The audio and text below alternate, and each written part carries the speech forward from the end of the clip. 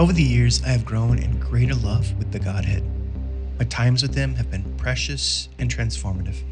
Everything I write in my blog and share it in my podcast have come out of these times with them. My encounters have been rich, but often so nuanced that attempts to describe them have been difficult to capture with words. But every so often, I'm able to capture enough of the details to share them with others. This is one of those moments. Before I share this encounter, though, I want to highlight one thing. As my relationship with the Godhead has grown in my regular interactions with them, it has become common for me to use the Hebraic familial related words when speaking with and in reference to them. These are the words that you will hear in this encounter. Avi, which means my father. Achi, which means my brother. Dodi, which can mean my beloved or my uncle in Hebrew. This is an affectionate term I use for Ruach HaKodesh, or Holy Spirit. Then we have Chokhmah, which is wisdom in Hebrew, which I use when referring to the spirit of wisdom or engaging with her. Finally, Hashilush HaGodosh, which is a name for the Godhead. It translates Holy Trinity. I use these words, one, because of the intimate connection they impart, and two, because they invoke the deeper meanings of the living letters that form them. So, with that, let's begin.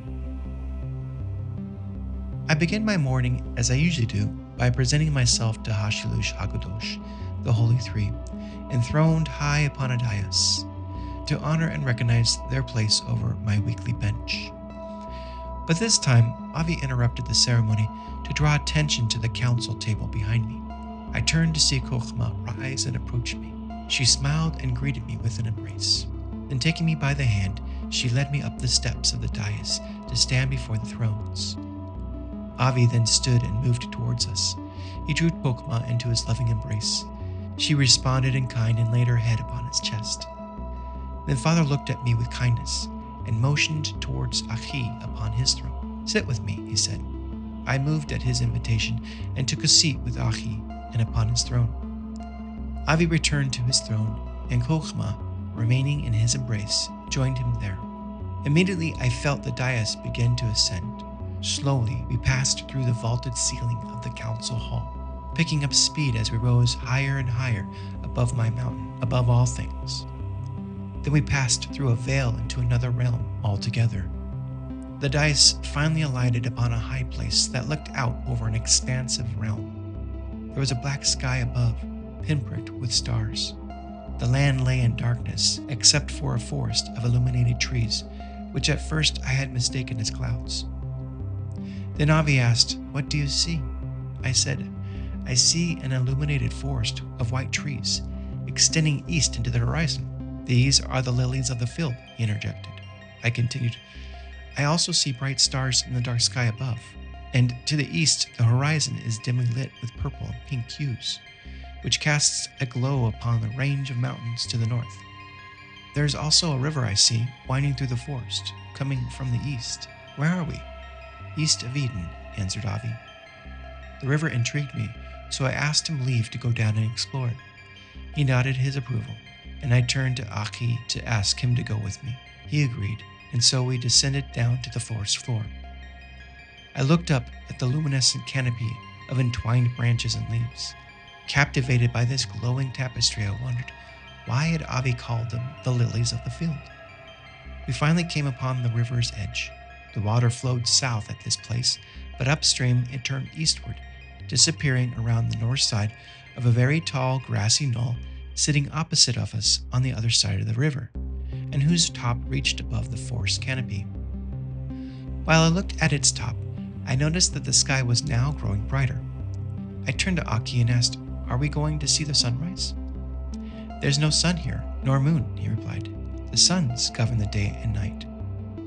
My mind awoke, and my heart leaped at this revelation. This light wasn't the rising sun.